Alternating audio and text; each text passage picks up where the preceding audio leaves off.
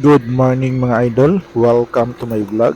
So for this video, mga onta ninyo mga idol og tuna flakes in oil. Nga ato ni siyang unsa ni gibutangan og mga lamas-lamas no og itlog.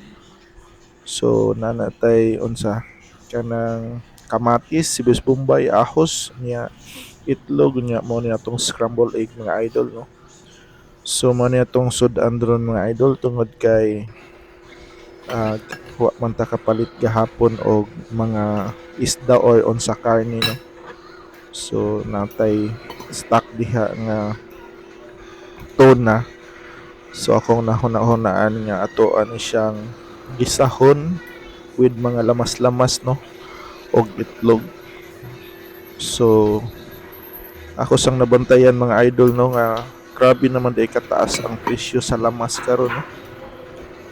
Dito ko sa ako ang palitana no kanang night market sa parking lot sa Tabunok Public Market kanang magabi mag-start sila display alas 8. Grabe ang sibuyas bombay no.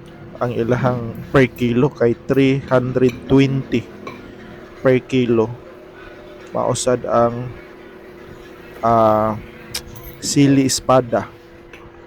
O niya ang ahos medyo ubos-ubos kay to pero wa man ko ni palit og ahos mga idol to naka-stock man taan na ubay-ubay ta og na-stock nga ahos so goods for 1 week pa ni.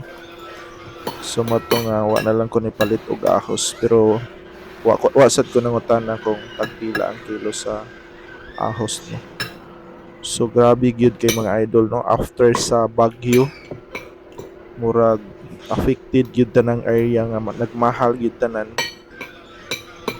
So mo ni karon crisis na pod mga idol no padong Christmas posible nga mutaas pa ang presyo sa Bombay kung walay suporta no nga mga export gikan sa lain nga lugar padong diri sa to ang area.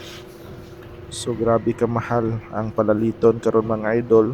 Usa po ni sinungdan nga gilaay tawag palit og mga karni or isda kay mahal kayo ang lamas. So kanilang sa no.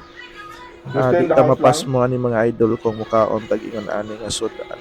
So sa na gyud na nato kung mamili ta no? Karon nga panahon nga medyo crisis gid kayo. So mao ni atong entry karon no karong buntaga.